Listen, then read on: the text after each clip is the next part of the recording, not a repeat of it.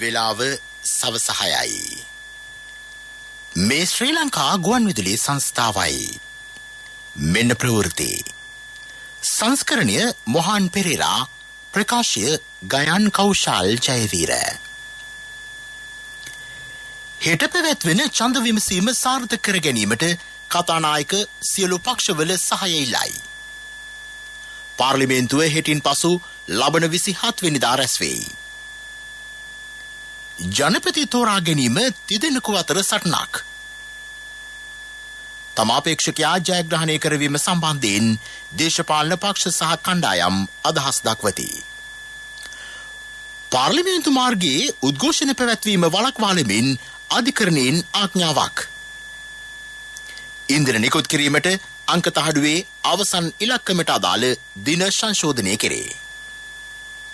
ඉන්දියාවේ ගෙනම ලබන මෙරට සිසුන්ට මහා කොමසාරිස් කාර්යාලයෙන් දැනුම් දීමක්. රුසියානු ජනාධිපති ඉරානයේ සංචාරයක. ප්‍රථම ටෙස්ට් තරඟයෙන් ජය ගැනීමට පාකිස්තානයට ලකුණු 120ක අඩුවක්. අදාළ නීති රීතිවලට අනුගත වෙමින් පාර්ලිමේන්තුව විසින් අනුප්‍රාප්තික ජනාධිපතිවරයා තෝරා ගැනීම සඳහා හෙට පැවැත්වෙන ඡන්ද විමසීම ප්‍රජාතන්ත්‍රවාදයට ගරු කරමින් සාර්ථකව අවසන් කර ගැනීම සඳහා සියලු පක්ෂවල සහාය අපේක්ෂා කරන බව කතානායක මහින්ද අබේවර්ධන මහතා පවසයි. අද පැවති පාර්ලිමේන්තු කටයුතු පිළිබඳ කාරක සභාවේදී ඔහු මෙම ඉල්ලීම කළේය. ජනපති තෝරා ගැනීමේ මෙම ක්‍රියාවලිය මෙවනතෙක් අදාළ නෛතික රාමුව තුළ සාර්ථකව පැවැත්වීමට සියලු පාර්ශව දැක්වූ සහාය අගය කරන බව කතානායකවරයා සඳහන් කළේය. හෙට දින පැවැත්වෙන රහසන් ඡන්ද විමසීමේ තේරීම් බාර නිලධාරියා වන්නේ පාර්ලිමේන්තු මහලේකම් ධම්මික දසනායක මහතාය. ඡන්ද විමසීමට පෙර ජනාධිපති තෝරාපත් කර ගැනීමේ විශේෂ විධිවිධාන පනතේ සියලු මාර්ගෝපදේශ මන්ත්‍රීවරුන්ට දැනුම් දෙන බව ඔහු කීවේය. මෙයින් පසු පාර්ලිමේන්තුව යලිත් ලබන 27 වෙනිදා රැස්වීමට තීරණය කර ඇත. මහජන ආරක්ෂක පනත යටතේ වැඩබලන ජනාධිපතිවරයා ප්‍රකාශයට පත් කළ හදිසි අවස්ථා ප්‍රකාශනය එදින අනුමැතිය සඳහා ඉදිරිපත් කිරීමට මෙහිදී තීරණය විය. මීළඟ ජනපති සටනට අපේක්ෂකයෝ තිදෙනෙක් ඉදිරිපත් වී සිටිති. ඉන් දෙදෙනෙකු අතර තියුණු තරඟයක් ඇතිවනු ඇතැයි බොහෝ දෙනා මත පළ කරති. පාර්ලිමේන්තුවේ විවිධ පක්ෂ හා කණ්ඩායම් තමන් සහයෝගය ලබා දෙන අපේක්ෂකයා සම්බන්ධයෙන්ද හෙළිදරව් කරමින් සිටී. ලබන වසර අගවන විට මෙරට ආර්ථිකය ස්ථාවර කිරීමට හැකිවනු ඇතැයි වැඩබලන ජනාධිපති රනිල් වික්‍රමසිංහ මහතා පවසයි. නිශ්චිතවම වසර 2024 වන විට වර්ධනය වන ආර්ථිකයක් ගොඩනගා ගැනීමට හැකියාව ලැබෙන බව ඒ මහතා විශ්වාසය පළ කරයි. මෙරට ආර්ථිකය පසුබසට ගොස් ඇති බවත් එය බිම් මට්ටමේ සිට ගොඩනැගිය යුතු බවත් ඔහු පෙන්වා දෙයි. විපක්ෂයත් ආණ්ඩු පක්ෂයත් අතර මේ වන විට ගොඩනැගී ඇත්තේ මතවාදයට වඩා සම්මුතිවාදයක් බව පාර්ලිමේන්තු මන්ත්‍රී ඩලස් අලහපිරු මහතා අද පැවති මාධ්‍ය හමුවකදී කීය. ඊට විපක්ෂ නායක සජිත් ප්‍රේමදාස මහතාද එක් වී සිටියේය. ජනතාවගේ හැඟීම් තේරුම්ගෙන සම්මුතියේ දිනය යථාවත් කරමු යයි අලහපිරුම මහතා කීවේය. ජනතාවට ප්‍රජාතන්ත්‍රවාදයේ අයිතිවාසිකම් දිනා දෙමින් 19 වෙනි ව්‍යවස්ථා සංශෝධනය නැවත බලාත්මක කිරීමටත් රට ආර්ථික සමාජ සංස්කෘතික වශයෙන් පෙරට රැගෙන යාමටත් කැපවෙමින් තමන් ජනපති අපේක්ෂකත්වයෙන් ඉවත් වීමට තීන්දුව කළ බව සජිත් ප්‍රේමදාස මහතා මෙහිදී කීවේය. ජනතා අපේක්ෂා ඉටු කිරීම වෙනුවෙන් හෙට පාර්ලිමේන්තුවේ පැවැත්වෙන ජනපති තෝරා ගැනීමේ ඡන්දයට තමා ඉදිරිපත් වන බව පාර්ලිමේන්තු මන්ත්‍රී අනුර කුමාර දිසානායක මහතා පවසයි. තමා කිසිසේත් එම ඡන්ද විමසීමෙන් ඉවත් නොවන බව ඔහු කියා සිටී. අන්තර්කාලීන ආණ්ඩුවක් පිහිටුවීම අපේක්ෂාව වී තිබේ. එවැනි පාලනයක් මගින් පසුගිය කාලේ සිතාමතා යටගැසූ සියලු ප්‍රශ්න නැවත කඩිනමින් විසඳන බව හෙතෙම කියා සිටී. නව ජනාධිපති තෝරාපත් කර ගැනීමේ ඡන්දයේදී වැඩබලන ජනාධිපති රනිල් වික්‍රමසිංහ මහතා වෙනුවෙන් ඡන්දය පාවිච්චි කිරීමට ශ්‍රී ලංකා පොදු ජන තරුණ සංවිධානය තීරණය කර ඇත. එහි සභාපති පාර්ලිමේන්තු මන්ත්‍රී ඩී.වී. චානක මහතා පැවසුවේ එහි මධ්‍යම කාරක සභා රැස්වීමේදී මෙම තීරණය ගත් බවයි. තමන් පක්ෂයේ තීරණය සමග සිටින බව ඔහු සඳහන් කළේය. ජනපති තෝරා ගැනීමේ හෙට පැවැත්වෙන ඡන්දයේදී තම කණ්ඩායම පාර්ලිමේන්තු මන්ත්‍රී ඩලස් අලහපිරුම මහතා වෙනුවෙන් ඡන්දය පාවිච්චි කරන බව පාර්ලිමේන්තු මන්ත්‍රී විමල් වීරවංශ මහතා ඇතුළු පක්ෂ 10ක නායකයෝ කියති. ඒ මහතාගේ නායකත්වයේ යටතේ දැනට රටේ ඇති ගැටලු වලට කඩිනම් විසඳුම් සපයන බව වීරවංශ මහතා කියා සිටී. මේ අවස්ථාවේ තමන් හා එක්වන්නේයි ඔවුහු ජනතා විමුක්ති පෙරමුණේ නායකයාගෙන්ද ඉල්ලා සිටියහ. දෙමළ ජාතික සන්ධානය කුමන අපේක්ෂකයාට ඡන්දය දෙන්නේ දැයි අද පසුරුවේ රැස් වී තීරණය කරන බව පාර්ලිමේන්තු මන්ත්‍රී එස් ශ්‍රීධරන් මහතා පවසයි. පාර්ලිමේන්තු මන්ත්‍රී ආර් සම්බන්ධන් මහතාගේ නිවසේ එම සාකච්ඡාව පැවැත්වේ. සියලු අපේක්ෂකයන්ගේ දැක්ම හා සැලසුම් අධ්‍යයනය කොට ඡන්දය ලබා දීමට තීරණය කරන බව පාර්ලිමේන්තු මන්ත්‍රී මහින්ද අමරවීර මහතා සඳහන් කරයි. රටේ ප්‍රශ්න පිළිබඳව සංවේදී වී තම ඡන්දය පාවිච්චි කරන බවද ඔහු කීවේය. නෛතිකව හා ව්‍යවස්ථානුකූලව තීරණයක් ගැනීමට ඇති අවස්ථාවක එය විධිමත්ව හා පැහැදිලිව ගත යුතුයයි පාර්ලිමේන්තු මන්ත්‍රී මහාචාර්ය චරිත හේරත් මහතා සඳහන් කරයි. මේ ප්‍රවෘත්ති ශ්‍රී ලංකා ගුවන්විදුලි සංස්ථාවෙන්.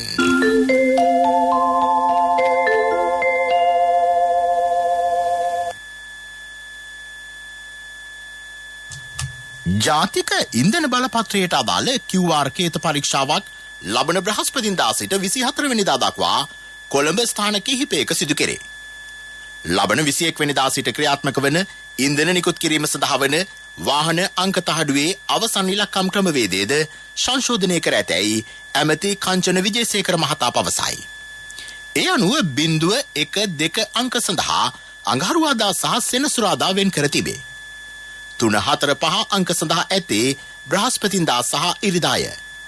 6, 7, 8, 9 අංක වෙනුවෙන් සඳුදා බදාදා සිකුරාදා දින වෙන් කර ඇත. අද පසුරු 4 වන විට ලක්ෂ 20ක පමණ පිරිසක් QR කේතය සඳහා ලියාපදිංචි වී තිබිණි. කණජ තෙල් තොග ගබඩා පර්යන්තයේ සිට දුම්රිය සහ බවුසර් මගින් ග්‍රාමීය ඩිපෝ වෙත ඉන්ධන බෙදා හැරීම අද සිට ආරම්භුණි. පෙට්‍රල් රැගත් තවත් නෞකාවක් අද හැඳල පල්ලියවත්ත මුහුදු තීරයට සේන්දු වී තිබේ. ඉන්ධන ලබා ගැනීම අවභාවිත කරන්නන්ට රජය හඳුන්වා දී ඇති නව ක්‍රමවේදය සාර්ථක පිළිතුරක් වනු ඇතැයි හඳුනාගෙන තිබේ. විශේෂයෙන් ත්‍රිරෝද රථ මේ වන විට සම්පූර්ණයෙන්ම ඉන්ධනහල් ආක්‍රමණය කොට ඇත. මෙවැනි නව ක්‍රමවේදයක් ඔස්සේ ඉන්ධන නිකුත් කිරීමේදී අදාළ අංශ වෙත දියුණු ජංගම දුරකථන පහසුකම් සපයන්නේයි ඉන්ධන පිරවුම්හල් සංගමේ සභාපති කුමාර රාජපක්ෂ මහතා අදාළ බලධාරීන්ගෙන් ඉල්ලීමක් කරයි.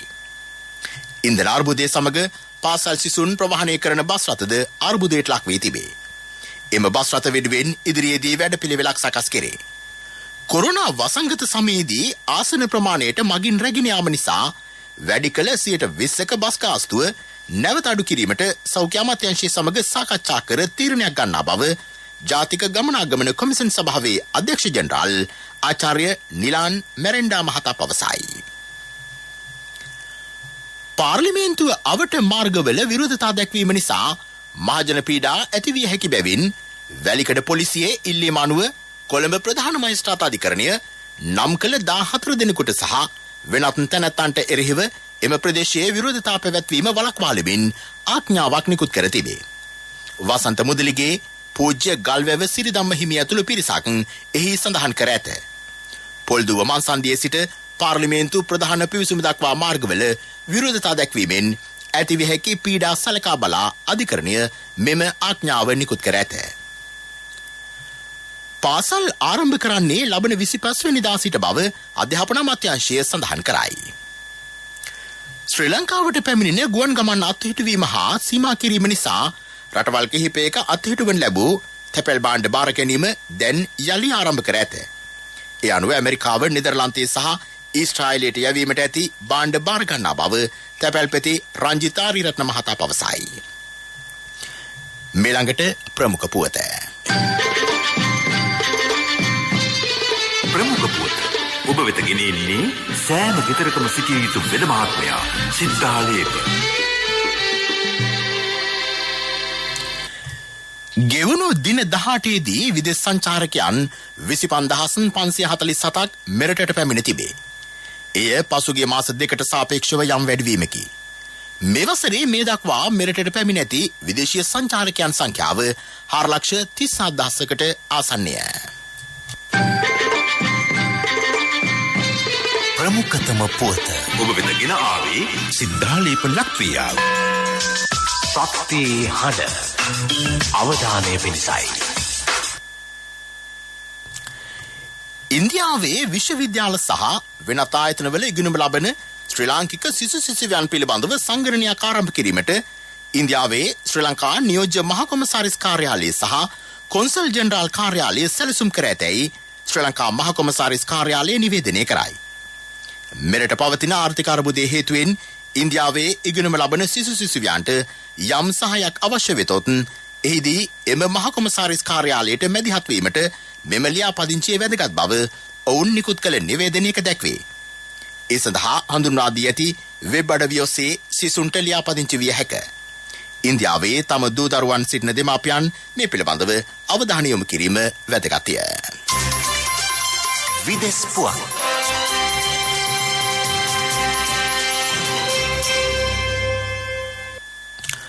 රුසියානු ජනාධිපති ව්ලැඩ්මීර් පුටින් මහතා ඉරානයේ සංචාරයක් ආරම්භ කරයි. යුක්‍රේන ආක්‍රමණයෙන් පසු ඔහු විදේශ රටකට යන දෙවන අවස්ථාව මෙයයි. රුසියානු නායකයා ඉරාන උත්තරීතර නායක අයතුල්ලා අල් කමේනි සහ තුර්කි ජනාධිපති තායික් එර්දෝගන් මෙම සංචාරයේදී හමුවීමට නියමිතයි. ධාන්‍ය අපනයනීය සම්බන්ධයෙන් ඔහු එම නායකයන් සමග සාකච්ඡා කරනු ඇත. යුක්‍රේනයට තවත් ඩොලර් මිලියන 500කට වැඩි හමුදාධාර ලබා දීමට යුරෝපා සංගමයේ සමාජික රටවල් කිහිපයක් ඉදිරිපත් වී සිටී. එමෙන්ම රුසියාවට එරෙහිව සම්බාධක දැඩි කිරීමටත් වත්මන් සම්බාධකවල හිඩස් වැසීමටත් එම සංගමය තීරණයක් ගෙන ඇත.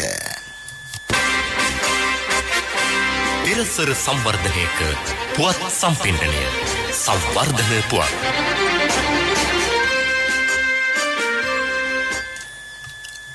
සබරගමු පළාතේ සංස්කෘතික දෙපාර්තමේන්තුවේ අනුග්‍රහයෙන් පනාමුරේ පෞරාණික ඇඩ්ගාල ආශ්‍රිත ප්‍රදේශය සංවර්ධනය කෙරේ.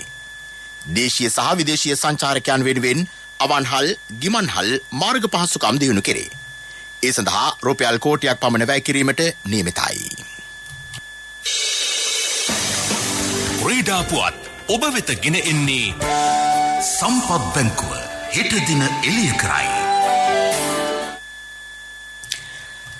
ශ්‍රී ලංකාවත් පාකිස්තානයත් අතර ප්‍රථම ටෙස්ට් ක්‍රිකට් තරගයේ සිවුන දිනය නිමවන විට ජයග්‍රහණය සඳහා ලකුණු 342ක ඉලක්කයක් හඹා යන පාකිස්තාන කණ්ඩායම කඩලු 3ක් පමණක් දැවී ලකුණු 222ක් ලබා ප්‍රබල තත්වයක පසුවිය. අබ්දුල්ලා ෂාෆීක් නොදවී ලකුණු 112යි. නායක සම් ලකුණු 55ක් රැස් කළේ. ප්‍රභාත් ජයසූරිය කඩලු 2ක් පිඳහෙළිය. ජයග්‍රහණය සඳහා පාකිස්තානයට තවත් අවශ්‍ය වන්නේ ලකුණු 120ක් පමණි. ව්‍යාපාරික පුවත් ඔබ වෙත ගෙන එන්නේ මේ අභියෝගාත්මක කාලයේ NSB වෙතින් අඩුම කාලෙන් වැඩිම පොලිය. ඔබේ කෙටි කාලින ඉතුරුම් තැන්පතෝට මාස 3න් 20%ක මාස 7න් 22%ක ආකර්ශනීය පොලියක්. ළඟම NSB ශාඛාවට හෝ ප්‍රධාන තැපැල් කාර්යාලයට අදම එන්න. 100%ක් රාජ්‍ය ආරක්ෂාව සහිත එකම බැංකුව NSB.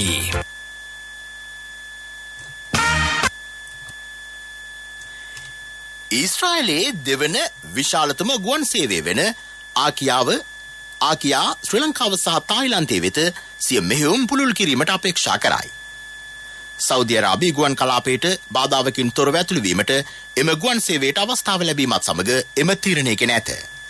සෞදි අරාබියේ එම තීරණය නිසා ඊශ්‍රායල් ගුවන් සමාගම් වලට ඉන්ධන පිරිවැය අඩු කර ගැනීමටත් ආසියානු ගමනාන්තය වෙත පියාසර කාලය අඩු කර ගැනීමටත් ඉඩ සැලසේ. මෙරටට එයාබස් A321 යානා යෙදවීමට ඔවුන් බලාපොරොත්තු වේ. ව්‍යාපාරික පුවත් ඔබ වෙත ගෙන ආවේ මේ අභියෝගාත්මක කාලයේ NSB වෙතින් අඩුම කාලෙන් වැඩිම පොලිය. ඔබේ කෙටි කාලින ඉතුරුම් තැන්පතෝට මාස 3න් 120%ක මාස 7න් 122%ක ආකර්ශනීය පොලියක්. ළඟම NSB ශාඛාවට හෝ ප්‍රධාන තැපැල් කාර්යාලයට අදම එන්න. 100%ක් රාජ්‍ය ආරක්ෂාව සහිත එකම බැංකුව NSB. ආර්ථික පුවත් ආවරණය ඔබේ ඕනම අවශ්‍යතාවයකට සුදුසු මූල්‍ය විසඳුම් දෙන එන අය දියුණු වෙන අය එන LOLC සමූහය එන්න දියුණු වෙන්න.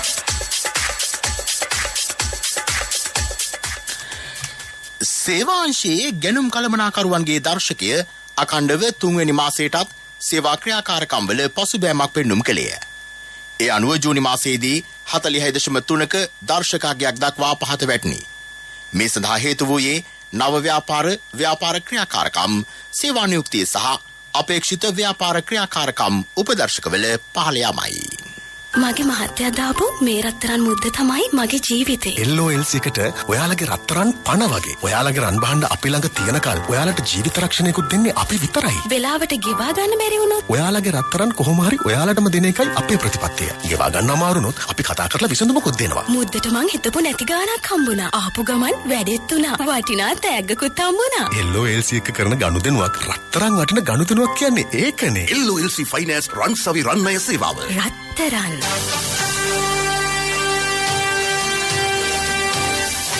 කාලගුණ වාර්තාව.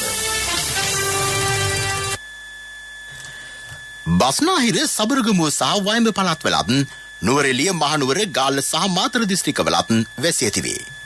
ඌව නැගෙනහිර සහ උතුරු පළාත්වලත් මුලතිව් දිස්ත්‍රික්කයේත් සවස් කාලයේදී සහ රාත්‍රී කාලයේදී තැනින් තැන වැසි හෝ ගිගුරුම් සහිත වැසි ඇතිවන බව කාලගුණ විද්‍යා දෙපාර්තමේන්තුව පවසයි.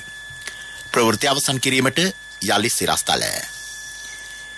හෙට පැවැත්වෙන ඡන්ද විමසීම සාර්ථක කර ගැනීමට කතානායක සියලු පක්ෂවල සහාය ඉල්ලයි. පාර්ලිමේන්තුව හෙටින් පසු ලබන 27 වෙනිදා රැස් වෙයි. ජනපති තෝරා ගැනීම තිදෙනෙකු අතර සටනක්. තම අපේක්ෂකයා ජයග්‍රහණය කරවීම සම්බන්ධයෙන් දේශපාලන පක්ෂ සහ කණ්ඩායම් අදහස් දක්වති. පාර්ලිමේන්තු මාර්ගයේ උද්ඝෝෂණ පැවැත්වීම වළක්වා ලැබෙන අධිකරණයෙන් ආඥාවක්. ඉන්ද්‍ර නිකුත් කිරීමට අංක තහඩුවේ අවසන් ඉලක්කමට අදාළ දින සංශෝධනය කෙරේ. ඉන්දියාවේ ඉගෙනම ලබන මෙරට සිසුන්ට මහා කොමසාරිස් කාර්යාලයෙන් දැනුම් දීමක්. රුසියානු ජනාධිපති ඉරානයේ සංචාරයක. ප්‍රථම ටෙස්ට් තරඟයෙන් ජය ගැනීමට පාකිස්තානයට ලකුණු 121ක අඩුවක්. අපගේ මෙම ප්‍රවෘත්ති ප්‍රකාශයට www.slbc.lk වෙබ් අඩවිය ඔස්සේද යලි සවන් දිය හැකිය. මීළඟ ප්‍රධාන ප්‍රවෘත්ති ප්‍රකාශය රාත්‍රී 9ට බලාපොරොත්තු වන්න. ප්‍රවෘත්ති ඉන් සමාප්තයි.